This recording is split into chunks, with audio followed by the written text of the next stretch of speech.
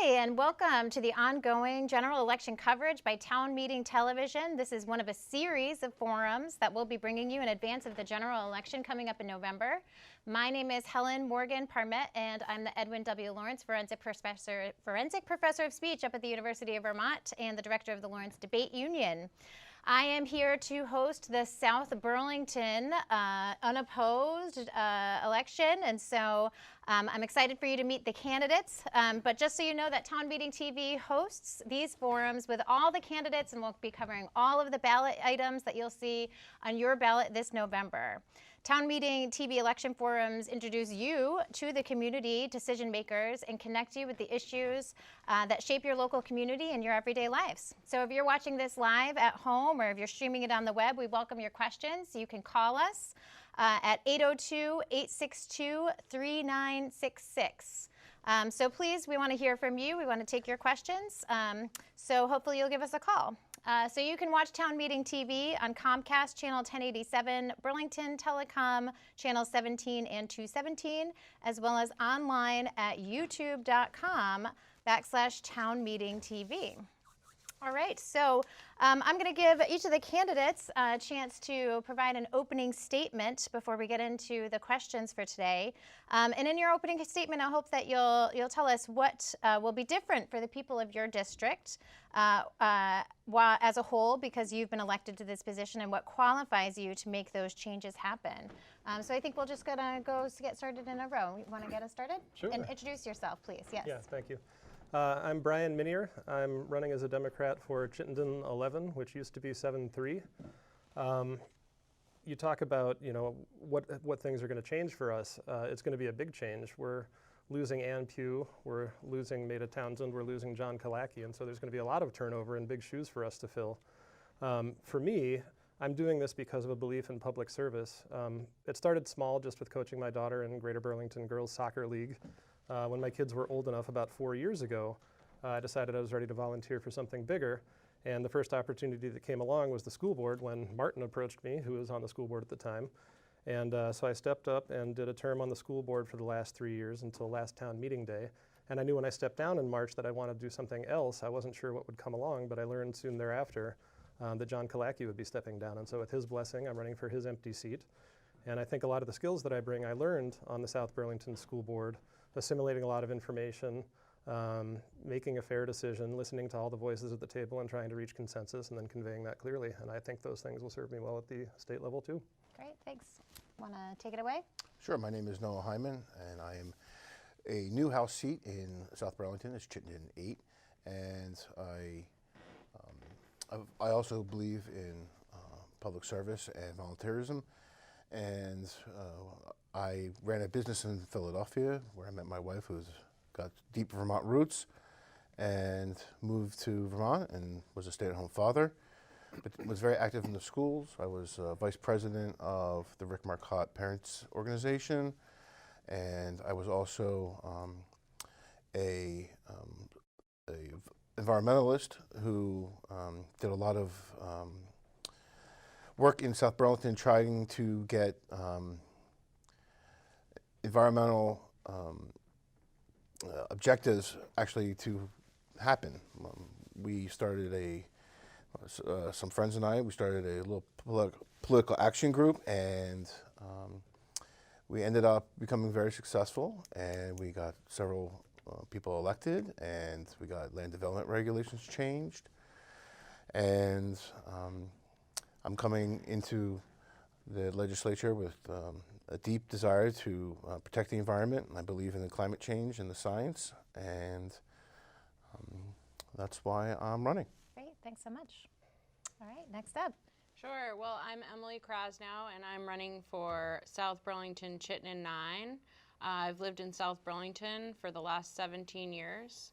I grew up in Charlotte, where I started door knocking with my dad at the age of 7 when he was connecting with neighbors door to door and won a seat in the state legislature and served Charlotte as our state representative from 1994 to 1998 until he passed, and then my sister was appointed to that seat. I grew up in a family of public service, and he's a huge reason that I want to continue to run and step up and follow in his footsteps. While serving in the legislature will be new for me, working in the State House won't. I spent 7 years as an assistant in the Senate and then the Lieutenant Governor's office, which gave me a really strong understanding of government systems and how they impact our state and community. Beyond my professional life here in South Burlington, I'm a volunteer, and right now, every Thursday night, you'll find me at our South Burlington food shelf, connecting families with resources that they need. I also am a South Burlington Rotarian, do work for our library, and many other community service projects in our city. I'm running for one reason and one reason only, because I believe that I can make a difference in our community. And thank you so much for having me. Yeah, thanks so much. All right, finish it up. Yeah, thank you. I'm Martin LaLonde, and I'm running for my 5th term in the legislature, so there won't be, I guess, much of a change in my district as far as who's representing them. I've been on the Judiciary Committee for the last 4 terms and hope to return to the Judiciary Committee again in January. And on the Judiciary Committee for a term, I served as a ranking member. And in this most recent, I guess it's still the current biennium, I'm also an assistant majority leader. So I'm very excited about running with the new South Burlington team. I've really enjoyed the team that we have had before with Helen Head and Ann Pugh and Maida and John. But I think we have great representatives for South Burlington, including Kate Nugent, who was unable to make it tonight. I also have served on the school board for 11 years in South Burlington. And this is definitely a public service, but it's very important work, and I'm excited to be getting back to the State House. Thank you. All right, great. Well, it's so nice to meet all of you. And so let's dig into the questions that are on the foremost of the minds of the voters. And first, we'll talk about education. So the legislature can make impacts on how education is funded statewide. Do you see the need for changes to how we fund education, and how would you use your office to move changes forward? So let's get started with Martin this time. Sure. So I've definitely had a lot of involvement with education funding, more so on the school board side than in the legislature. But our funding system, we have different goals for the funding system. One is certainly to make sure that our schools are being fully funded and we can offer the public education that we want, but also in a manner that is fair. And so when you really are striving for fairness, it can also become a little complicated. There's trade-offs there as far as simplicity versus fairness. And where we have ended up is we have a partial property tax, and we have a partial income tax, really, with the way that it's set up. It could be less complicated. There's been talk about moving solely to an income tax based, but that's not, there's some issues with that. But the main point is, I guess I'll make, is that just in the past week, a task force of stakeholders that have been directed by the legislature to really look at this issue has started its work. So we should be seeing some recommendations at the beginning of next year about whether there are any changes that we should be making. So. Great. Emilie, what are your thoughts on this question about education funding? Sure. Well, Martin, I certainly agree with a lot of what he said, and I'm the daughter of 2 public educators, so I have been entrenched in our education system my entire life, and just really seeing the importance of giving our schools and our children all the resources they need to thrive. One of my first internships actually at the State House was in the House Education Committee, so I really got to understand a lot of the process. I do think that Vermont's educational funding formula is very complicated, and I also believe that with some of the new funding studies and things that are coming out, that it will be, I'll be looking forward to seeing what they come up with, and it's certainly a topic of conversation in my district for folks. So I'm looking forward to seeing what people come up with and open to different ideas. Great. How about your thoughts here, Noah? My father was also a teacher, and having volunteered in the schools, I got to see a lot of how our money is actually put to use.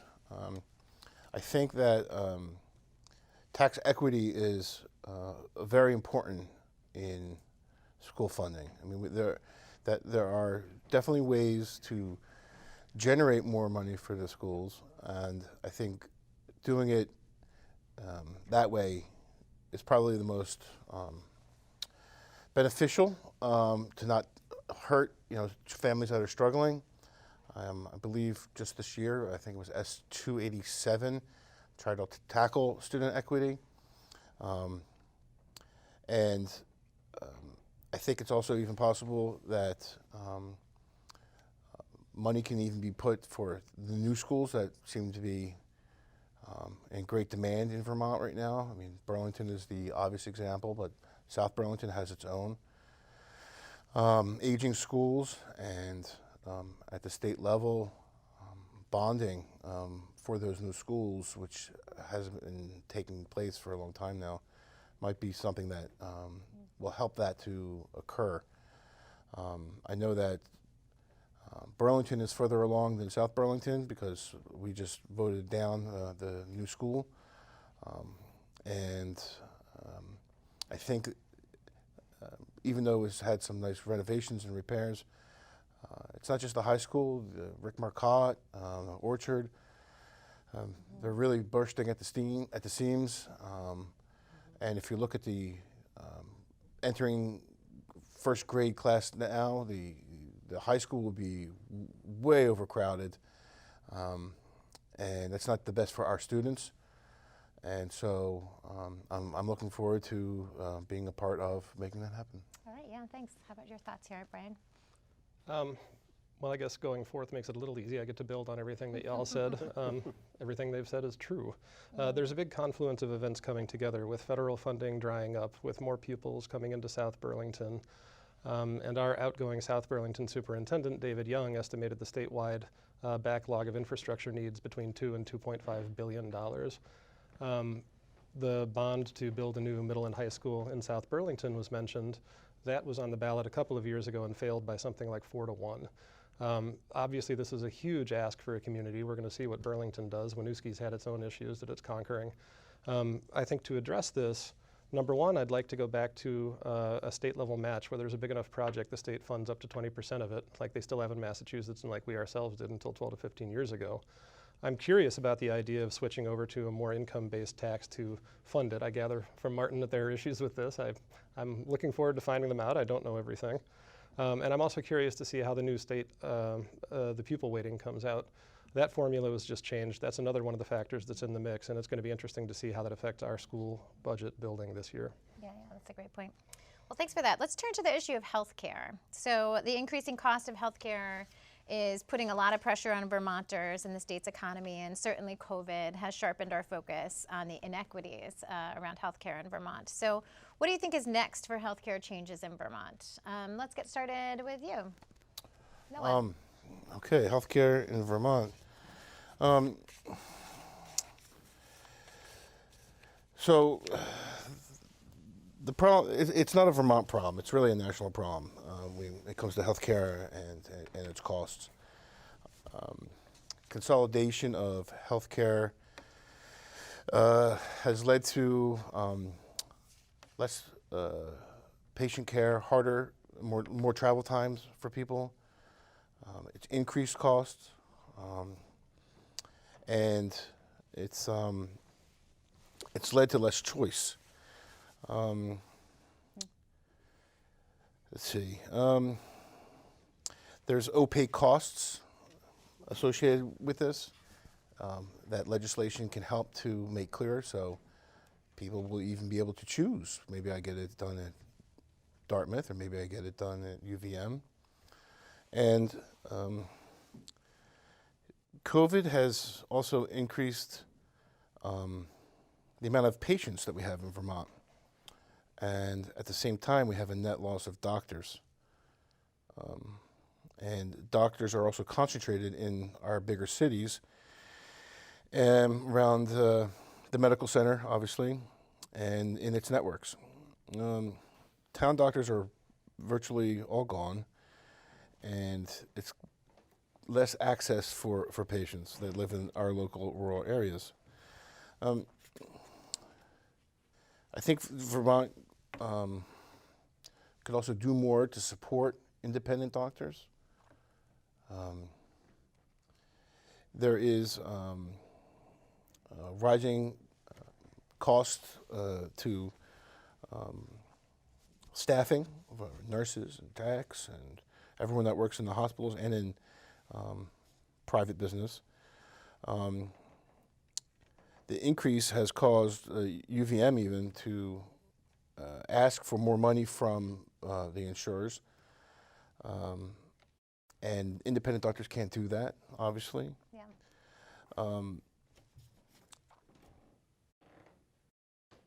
At the same time that those costs are going up, reimbursements for independent doctors are going down, and it's reinforcing the problem.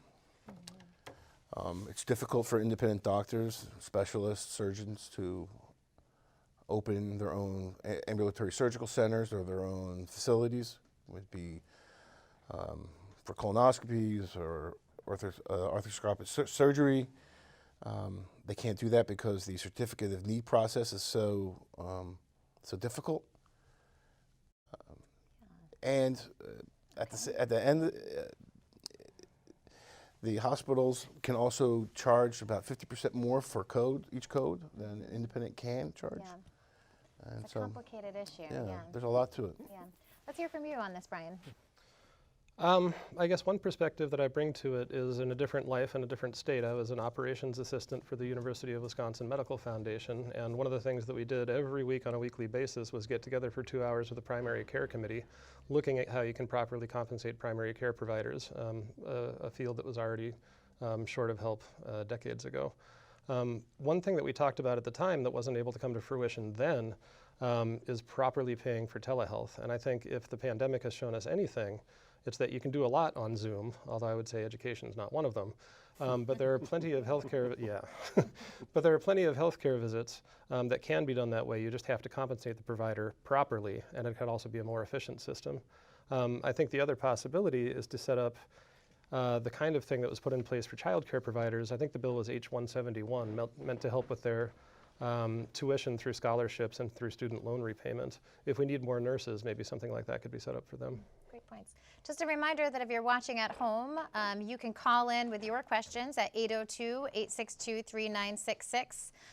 But let's continue with this question of healthcare. Martin, what are your thoughts? Well, it is a complicated issue, and I'm happy that I'll be on Judiciary Committee and just need to solve the courts and public safety and criminal law, and instead of this is very much more complicated, actually.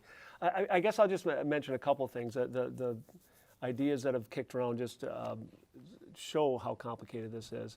But we have expanded telehealth, that definitely during the pandemic, and I believe that is going to continue, and so that's definitely a good thing. But the area that I've been focusing on a little bit more is mental health and the issues that we're having with mental health. The fact that we have people that are being held in the hospitals, in the emergency department for days, if not weeks, that there are not other places to put them, that individuals that are working in the hospitals have violence against them from some of the individuals who are being held in an inappropriate setting.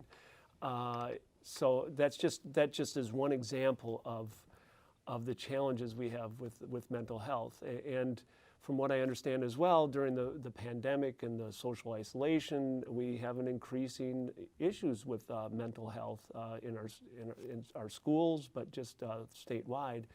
And right now, we're just not in a position where we are really dealing with that issue. It's been a frustration because it's been there for the last 6 years, and it's really been difficult to find answers to this. And then also, it's an issue in the intersection of the criminal justice system with mental health, and that's really where I've focused a little bit more of my energies with bills that we've looked at. For instance, there's a yet another study committee, but I think this is going to result in some recommendations regarding whether to have a forensic unit where individuals kind of caught in the criminal justice system because of mental health problems, that there's a place other than having them detained in a prison. So in any event, those are some of the complicated issues. The other thing I would throw out there, but I won't get into it that deeply, is I've been interested in the last few years of somehow figuring out how to have universal primary care. But I think we're a little ways away from that as well. There's a lot that we have to solve in this area. Yeah, Emilie, what do you want to add here about healthcare? Well, thank you so much for this question, and it's certainly one of the reasons that I'm running, and I truly believe that healthcare is a human right, and when you talk about healthcare, you have to talk about access and affordability, and we're struggling right now with both. I think, as Martin mentioned, our mental health crisis right now is very troubling to me. To have people languishing in emergency rooms where they have no place to go when they need support and treatment is unconscionable to me. I grew up in Vermont, and unfortunately I can say that it has been like this since I was in high school, and had friends who needed help and couldn't find providers for the help. No one should be choosing between their next meal and a visit to the doctor.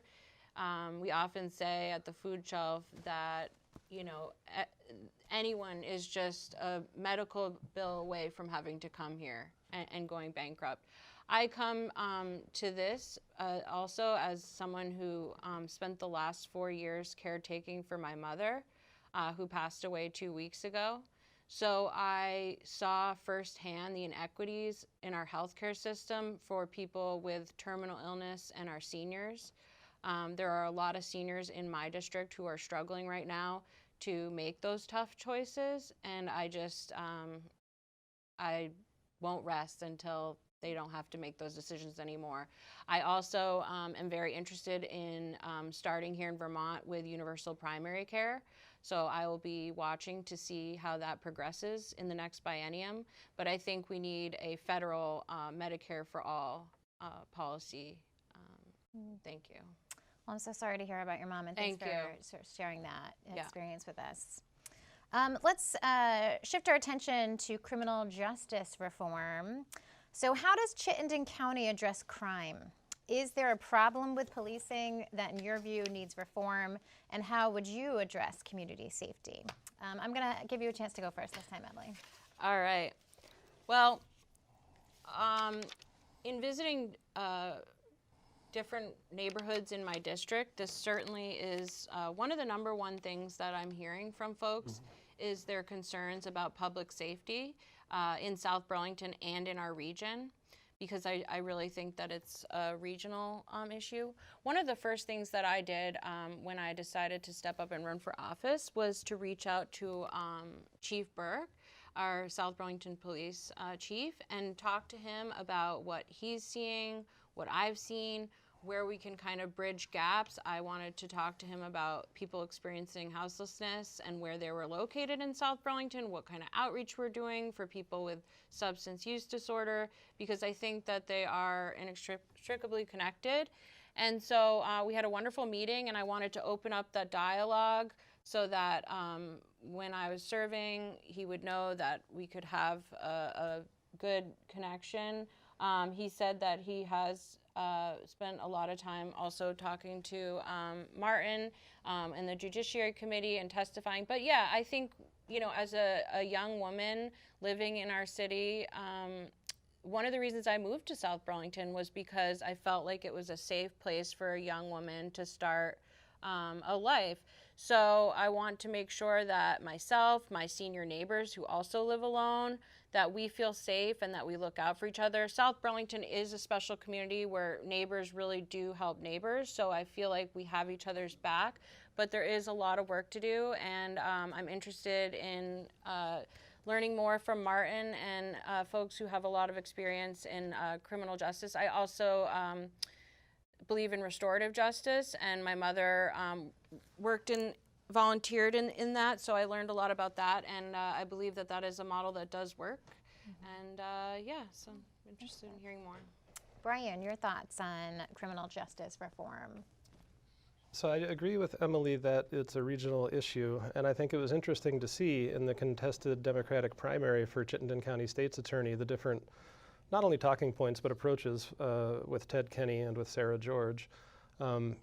I take Sarah's point that her approach hasn't necessarily had a chance to work yet. She's focusing more on restorative justice, on less punitive measures. Part of the problem is there's a backlog in the courts. That doesn't necessarily disprove her approach. I think we need to give that approach more time. I think we have to understand that underlying these behaviors, these issues, is greater homelessness, greater poverty. Folks don't always have the opportunity. And so what do we do about it? I think it varies from town to town. I think Burlington has very different issues than we do. I think it was only a couple of nights ago they had maybe their 23rd or 24th gunfire incident downtown. We're not, to my knowledge, seeing that sort of thing in South Burlington, but there has been an uptick in sort of nuisance crimes like vandalism and graffiti. I have heard from retailers anecdotal stories about organized theft. And so there is this fear that's induced out there. I would say we need to give this restorative approach a little bit more of a chance and remember that we aren't, although we're all working together as a county, we're not all the same from town to town. Martin. Yeah, it's definitely an issue that I've worked on and look at, and really as a starting point, and I think both Brian, we've already talked about this a little bit. Brian and Emilie have mentioned that there's root causes, there are underlying causes that you have to look at. You have to look at, and it goes back to our mental health crisis. We need to have more services for individuals suffering from mental health problems. Not that mental health directly leads to crime, and that's not at all the case. But certainly that's an issue that should be addressed. Poverty, substance use disorder, these are underlying issues, probably more the substance use disorder than the others, but poverty as well, and homelessness. So all those kind of underlying issues one has to look at. But one also needs to look at how policing is done. And having community policing is very important. Having the community working with law enforcement, I think, is very important. And the way that is done is a leadership, and we have a great leader, certainly in Chief Burke. But it also has to do with recruiting and retaining and training law enforcement officers. So in fair and impartial policing practices, in the practices in use of lethal force or any kind of force, so that they can become a more trusted member of the community and law enforcement. But the bottom line, as far as deterring crime, other than dealing with the underlying issues, it's not really the consequences of how harsh they are. If you have a 10-year sentence or a 1-year sentence or restorative justice as a consequence, really the issue is for potential offenders is the risk of being caught, and then how swift the consequences occur. And with respect to those two, as far as the risk of being caught directly relates to law enforcement presence. And Burlington and South Burlington and statewide were having a lot of trouble retaining and hiring more law enforcement. So that's an issue that we don't have the presence of law enforcement. That's number one. And the second is the backlog in the courts that Brian mentioned is another issue that we need to more directly deal with. So there's a lot that can be dealt with. And there's several things that I mentioned that we'll be looking at as well. So. Yeah. Noah, do you have anything that you want to add here about criminal justice reform? It is nice going last. You were definitely right. Yeah. Yeah. What they said. Yeah, basically, but it's one of the things that I would add is that my family happens to be I have family in the Netherlands, and one of the interesting facts about the Netherlands is that in the last 25 years, they've been virtually able to empty their prisons. Some prisons hold as little as 40 people, and they were designed for 800-900 people. It's called the Rothschild Act, and it strengthens commitment to crime prevention. So that's what was the intention. It's a private, corporate, and state.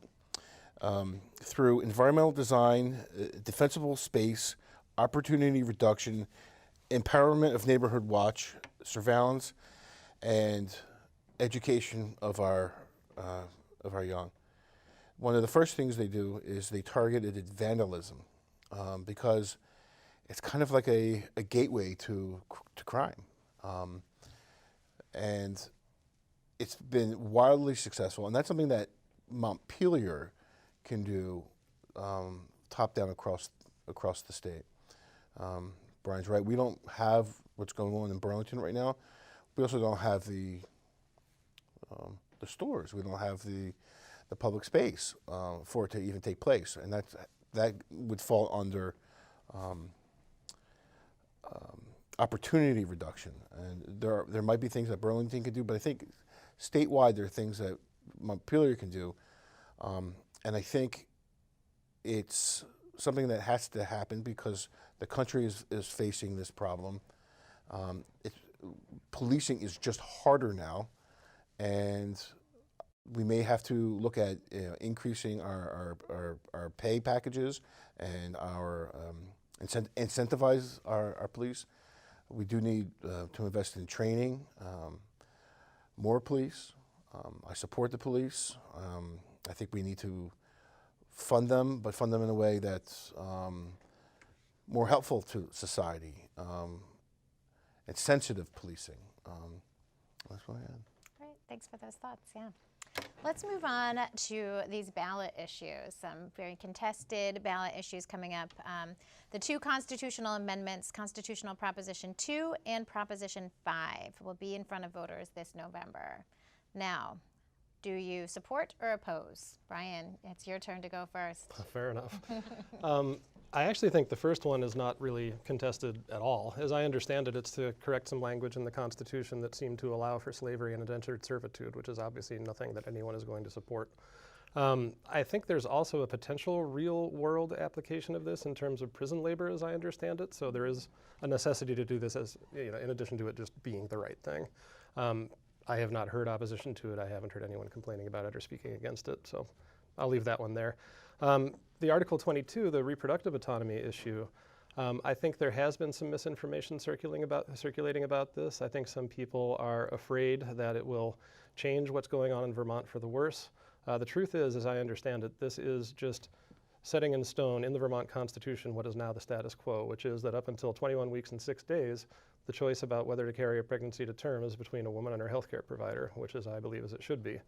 After that, if something is threatening the health of the life or the health of the mother or the viability of the fetus, there's only one place in the state that is addressing that. That's the UVM Medical Center. Each and every one of those cases is overseen by an ethics panel. And to my knowledge, the average for every year is approximately 5 to 10 of these procedures. They're incredibly rare. They're not going to become less so. And there are still going to be in place clauses for healthcare providers who do not wish to participate. So any of the arguments that I have heard against this proposition don't hold. And I think it absolutely has to go through. I've been disheartened by what I've seen at the federal level. Thanks for that. And just a reminder, if you're watching at home, you can call in with your questions at 802-862-3966. Martin, your thoughts on Prop 2 and Prop 5? I couldn't have said it better than what Brian has said, but I'll add a little bit anyway. The Prop 2 is very straightforward, I think, as well. Prop 5 or Article 22 or Reproductive Liberty Amendment, however you want to refer to it as, is preserving or solidifying the status quo. And to talk a little bit further about this concept of the opposition that there could be late-term abortions. I mean, number one, there simply aren't, that doesn't happen. Very rarely, and if it does happen, it's a very tragic event. The second is that it really can't happen because the medical community is governing itself as it should be, and the decisions between a patient and their doctor. But if for some reason, this is one argument I've heard, is that, well, what happens if we have somebody come from out of state? Or we have other providers less ethical coming into the state to provide this service. Or if the UVM Medical Center all of a sudden drops those kind of restrictions and says, yeah, elective abortions can happen after 22 weeks or later. Well, if that unlikely event were to occur, the amendment still allows the legislature to pass restrictions. They just need to have a compelling reason to do so. And actually under Roe v. Wade many years ago, when it was still in force, a compelling reason that was found when a fetus is viable. So the legislature would not have its hands tied if that unlikely event were to happen. I'm definitely a big supporter of this, and definitely want to dispel these what I think are scare tactics that are going on out there. All right, thanks for that. Noah, what are your thoughts on the constitutional amendments? I support both of them. I agree with what our team here has already said. My wife is a physician, and I have physicians in the family, friends with many of them, physicians at UVM. Late-term abortions just aren't happening. This won't allow it to happen. I'm very concerned with the misinformation. They're really trying to get out there and scare voters, and that's all they're doing. And I have daughters, and I'm very, very for this because I want them to have the rights to take their health care with their doctors and make their own decisions when they're adults. All right, Emilie, let's hear your final concluding thoughts here Sure. on this important question. Yeah, and so this is very important. Well, first I'll start with Prop 2, and I am a supporter. Words do matter, and we have a lot of work to do in this regard, but this is a good start, and I'm grateful for the people that put time and energy behind this. And yeah, so this is very obviously personal for me as a woman in our country. I am very frightened at the national things that are going on, and I remember when Ruth Bader Ginsburg died, my mom called me crying, and she said, "This is really bad." And I understood it, but I didn't really yet.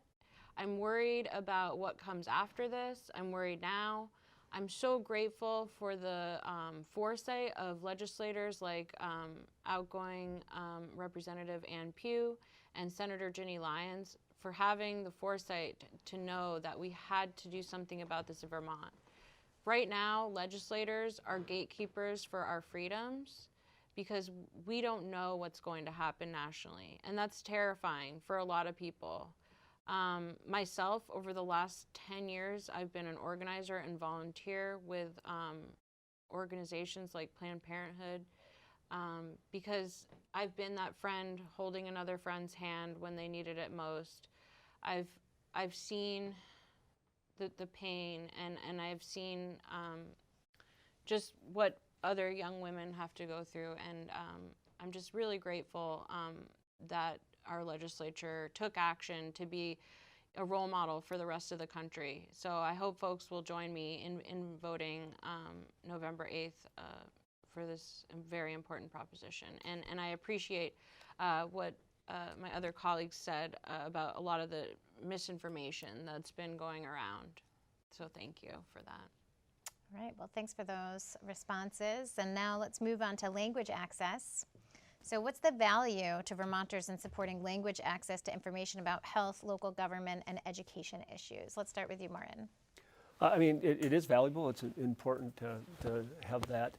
And just specifically, I would also add in for access to justice. And in my role in the Judiciary Committee, the Judiciary Committee has made sure that we've been providing the funding to the courts to have interpretive services available for people who come into our courts. So it's important there, and it's important in the other areas as well that you mentioned.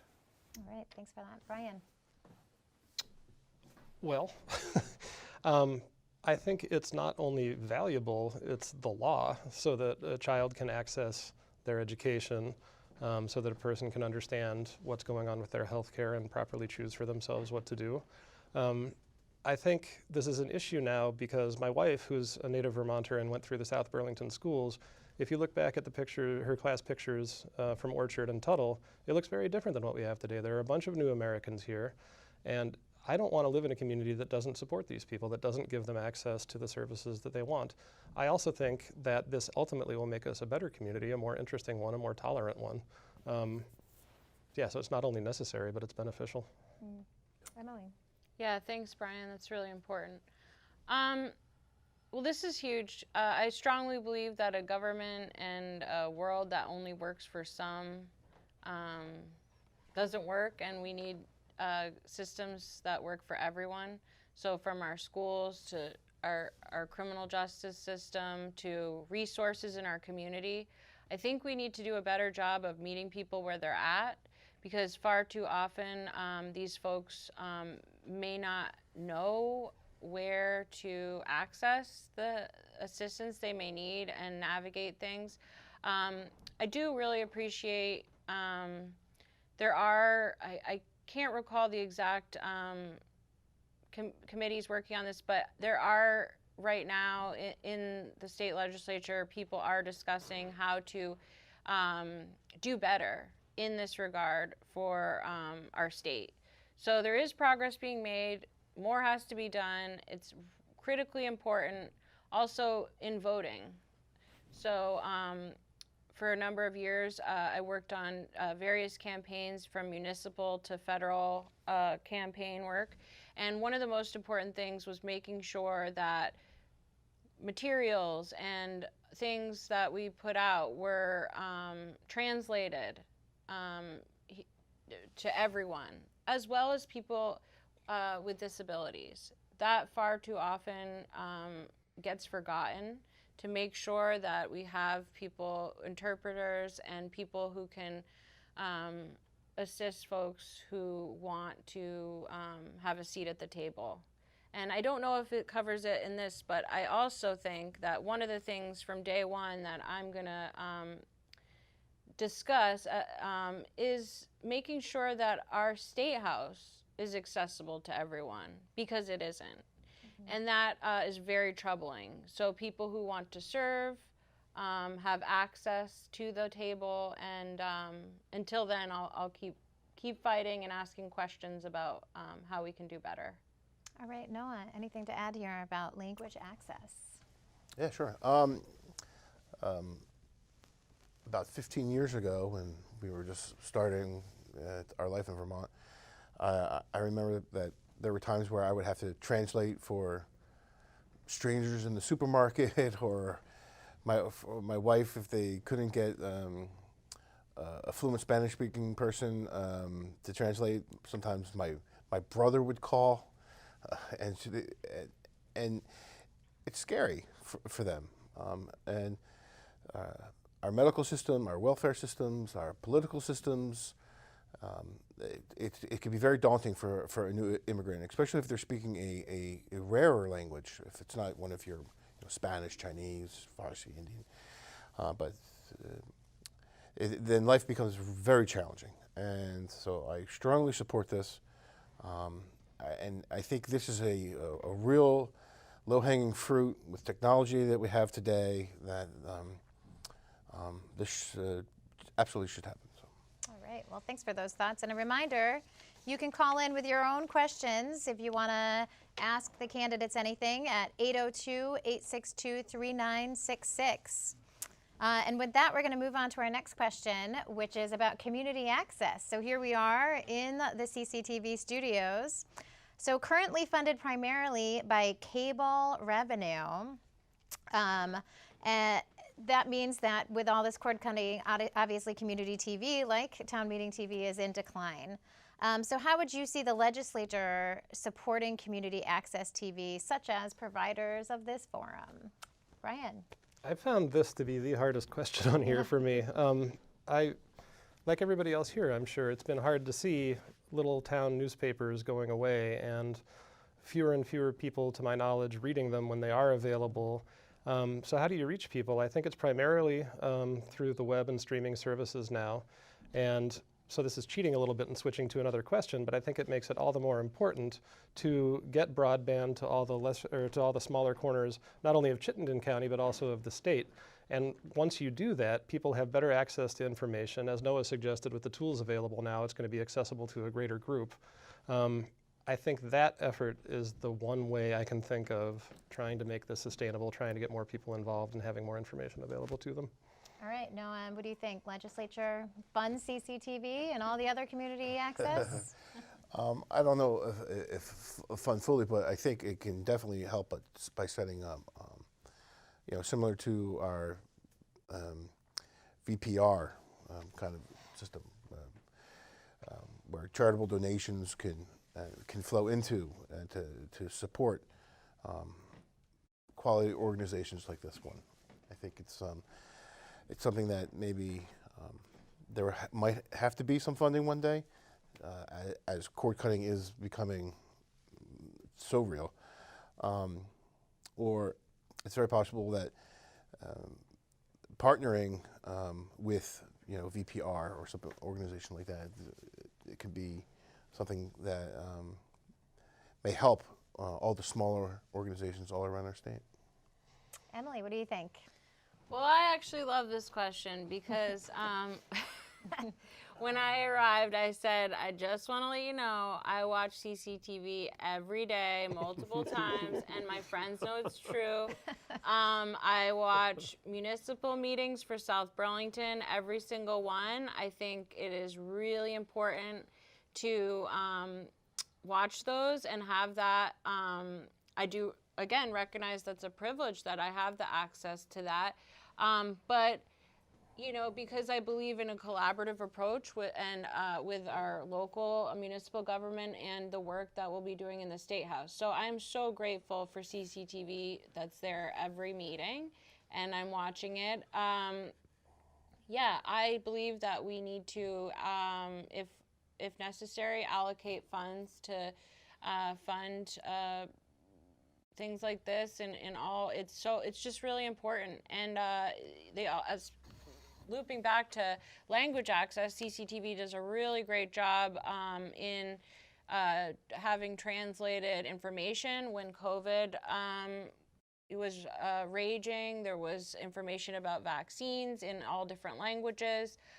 It's also just really helpful for people like me who love to learn about government at any time. I can go and watch something from yesterday, tomorrow, whenever I want, after a work day. So that's been really helpful. And one of the good things about the pandemic is how accessible these kinds of things have been for people when they were at home and still going on. You had the Zooms shows and things like that. And also at the State House, having committee meetings and other things going on and filmed for people. So that's been a huge change, and I really want to continue that work and support CCTV any way I can, because that's what I'm watching. Nice, love to hear it. Martin. So a little bit of a reality check on getting money from Appropriations Committee, because I'm not on the Appropriations. No way. I'm not on Appropriations Committee, and they would never put me there. I'd not be good there. But in any event, I've had to go there to ask for like $2,000, and it's like every $10 bill that's on the table is scrutinized terribly. But I will also say, a budget is a moral statement. And I think we need to put our money where our mouth is, using that cliche, but we're talking about the threats to democracy. Mm-hmm. And outlets like CCTV are absolutely critical, I think, for democracy. We just need more people to watch as well. But if that's the case, we need to have some additional funding. We can't let a CCTV or any of the like outlets throughout the state not be able to stay in operation. So I am in favor of that, certainly, and I'm happy to go and argue for the 2,000 or whatever, for such thing as important as this, because it is a moral statement as far as what we have in our budget. All right, well, I like to hear it. Okay, so let's move on to the next question about citizen legislature. So all the questions herein reference complex systems issues, and this year the legislature will see a big turnover in elected officials. Can a part-time citizen legislature in Montpelier do the job needed for Vermonters? Noah. Being new, I was very surprised to find out, things like how the pay scale works and what you need to do and how much travel is involved, and it's very hard. I think that more money should be paid to our legislators on a need basis. At least health care for people if they can't afford it. I can't imagine how anyone that wasn't well off or had someone supporting a family or could even attempt this. It's a time-consuming, at times thankless, but necessary thing to do, and I'm really looking forward to it. But I'm just very lucky that I have the support of my family and my wife to be able to offer my time and life experience to this. But I think the way it's set up now keeps people from being able to join the legislature. It's just too onerous. It's too difficult for a family to lose an income. And the type of jobs that you can actually have if you're in the legislature is self-limiting. Yeah. What do you think, Emilie? Does this part-time citizen legislature work? Well, this is another question that I really have thought a lot about. So when my father served, he was a teacher, so he was able to make that work. As a young woman who's stepping up to run, that's the number one thing that I thought about. And it's difficult. And I'm not a legislator, so I don't know if I can say that it works or doesn't work. I know that there are bills that go in since working there, whether it be to add health care, or I recently heard a proposal that I thought was pretty interesting. So instead of giving ourselves a pay raise, you kind of push it out. So if you are still there, you can benefit from it, but let's say it starts in 4 years. So it's not for the people that are there now. So that was an interesting idea. But I also did Emerge Vermont, which is a program that recruits and trains Democratic women to run. And I would say the number one thing that myself and other young women or working families or moms that were in the program thought was, how are we going to make this work? So it is definitely something I want to be a part of the conversation about.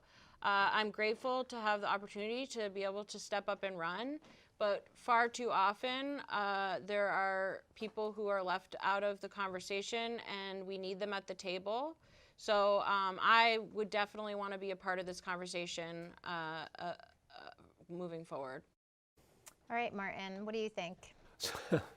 Yeah, so the idea of a citizen legislature is that we can have a well-represented legislature and people from all walks of life. It probably used to be the case when there was more of a farming community, and from January until March, one didn't have to be in the farm, for instance.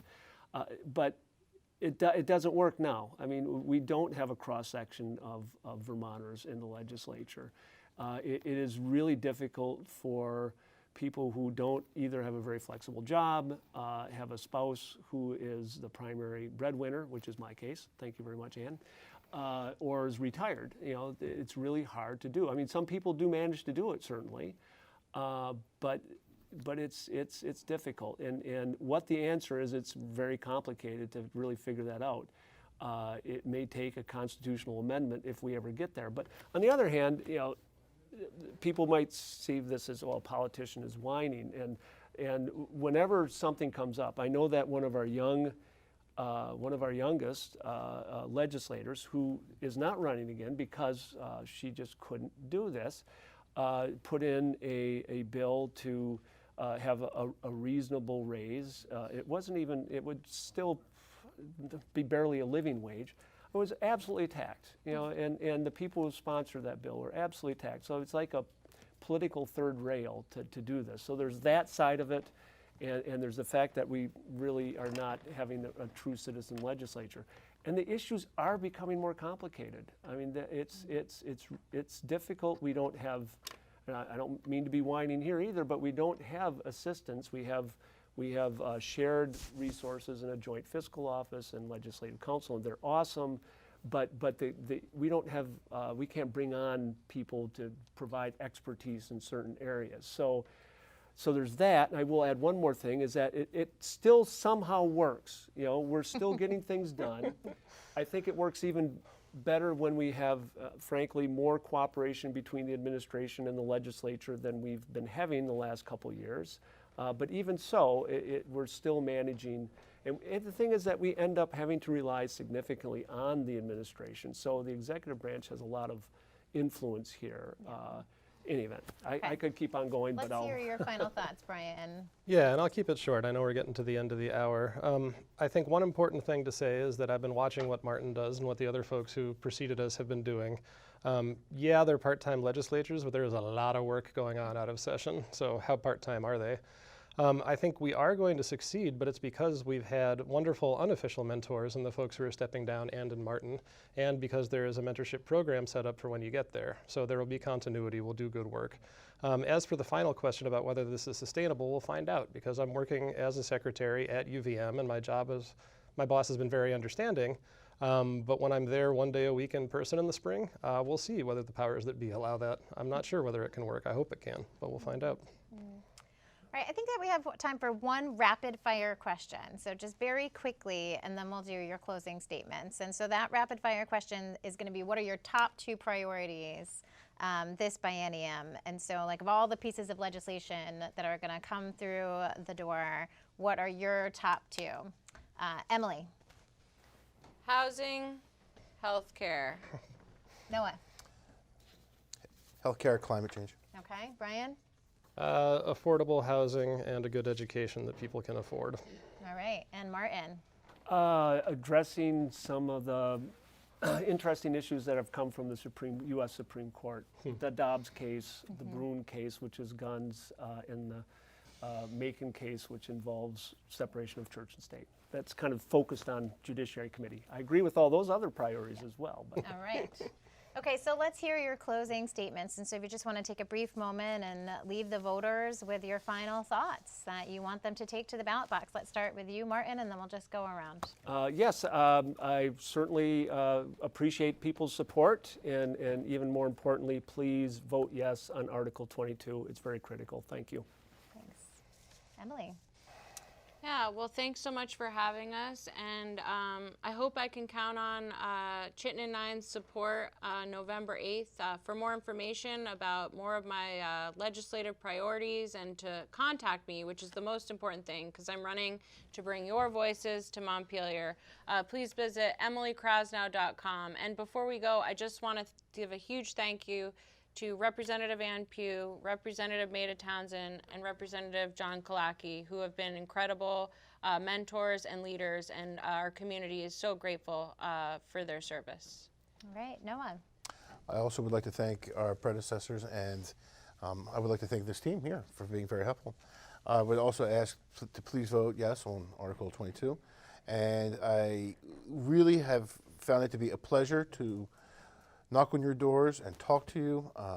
Thank you for sharing your experiences and being so open and honest with me, and I look forward to representing you in Montpelier. All right, and Brian, bring us home. Very excited for this opportunity. Even though we're unopposed, I don't think any of us is taking it for granted. You can reach out to any one of us here, whether or not you're in our district, and we will try to help you and point you to the right person. Please keep reaching out to us. We can't do this without you. We need your input. All right, well, thank you all so much. It was really a pleasure to get to hear your thoughts on these important issues. And thank you at home for tuning in to Town Meeting TV and our ongoing coverage of statewide and regional candidates and ballot items. And so you can find this particular forum as well as many more on www.ch17.tv. And don't forget to vote on November 8th. All right, thanks so much for tuning in.